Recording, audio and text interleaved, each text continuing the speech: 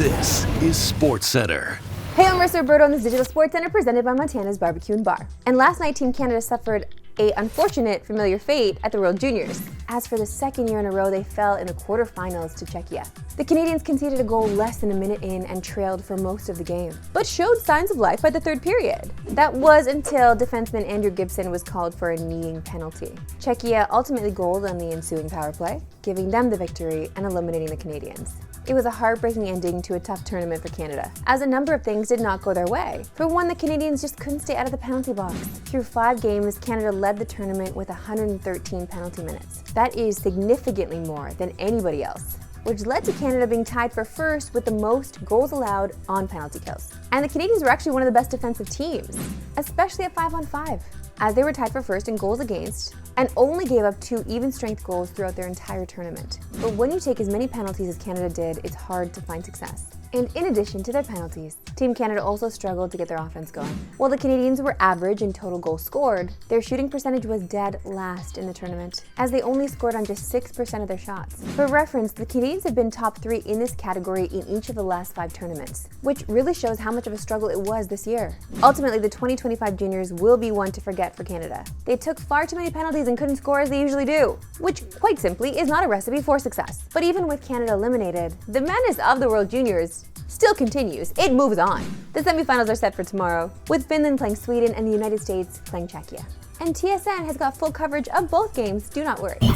The NFL regular season wraps up this weekend, and we have a couple important games tomorrow. That's right, baby, more Saturday football. It's the Browns and Ravens and Bengals and Steelers. Let's start with the Baltimore Ravens, who have a chance to wrap up the AFC North with a win against Cleveland. This all comes on the back of Lamar Jackson's historic season. Not only has he got himself into the MVP conversation, but Lamar's 45 yards shy of throwing 4,000 yards for the first time in his career. And if he hits that mark, he will be the first quarterback in NFL history with 4,000 passing yards and 800 rushing yards in a single season. On the Browns side of things, one of Cleveland's 3 wins this season actually came against the Ravens, but this time it won't be with Jameis Winston at the helm. Instead, for the 40th time since 1999, the Browns will have a different starting quarterback. Bailey Zappi will start against Baltimore. And meanwhile, like Lamar, another guy that's been playing at an MVP level, Joe Burrow, continues to keep the Bengals' small playoff hopes alive. But they will need some help. Not only do they need to beat the Steelers on Saturday, but they'll need the Broncos and Dolphins to lose if they want to make the playoffs.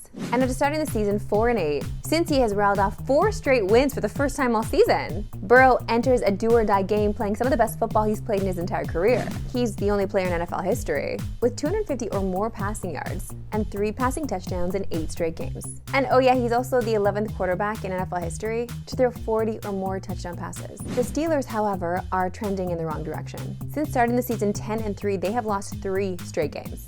And a 4th straight loss would be their longest streak to end a season since 1998. But with a Ravens loss, the Steelers actually could win their division with a win over the Bengals. And we've got both games tomorrow for you right here on TSN. The action starts for you at 4:30 p.m. Eastern, 1:30 p.m. Pacific, with the Browns and Ravens. Then following that, it's the Bengals and Steelers at 8 p.m. Eastern.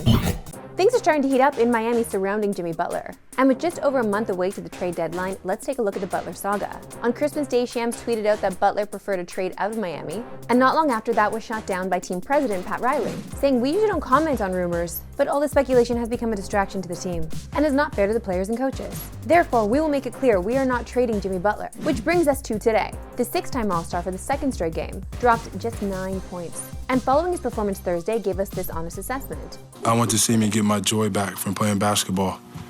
And wherever that may be, we'll find out here pretty soon. But I want to get my joy back. I'm happy here, off the court. Can you get your joy back here on the court? Probably not.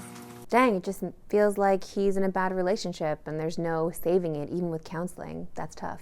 But following those comments, Shams tweeted out that Butler has indicated to Miami that he wants a trade and is open to playing anywhere other than Miami. So as we near the trade deadline, all eyes are now on Jimmy Butler and the Miami Heat. Time now for my favorite segment and yours at We Love Sports Today. Why we love sports today. Now, we've seen some pretty crazy things over the years. Now, this one might take the cake. Now, I don't know about you, but I'm from Saskatchewan, and when things get below freezing temperatures, well, you layer up, not layer down.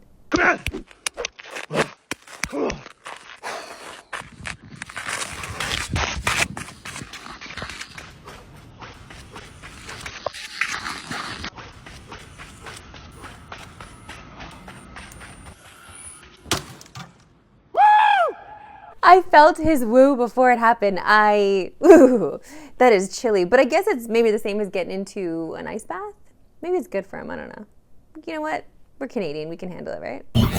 Let's turn our sights back to Saturday's football games for just one moment. Because it's time for FanDuel's weekly Fast Facts. You know how it goes, 40 seconds on the board. I try to get through as many facts as possible. Yes, I often fail. In fact, I think my fail rate is 100% so far this season. But you know what? It's fine. It's a new year. Maybe it's a new dawn.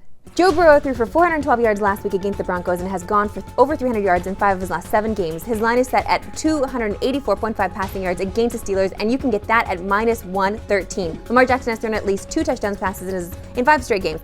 Just once in 11 games has he gone under 2 TD passes. He's thrown for at least 3 touchdowns in 6 of his last 12 games. Russell Wilson is currently minus 102 to throw an interception against the Bengals. Wilson has thrown 1 in 2 straight games and 3 in his last 5. His INT week 5, go, dang it. Okay, just pretend I got that one.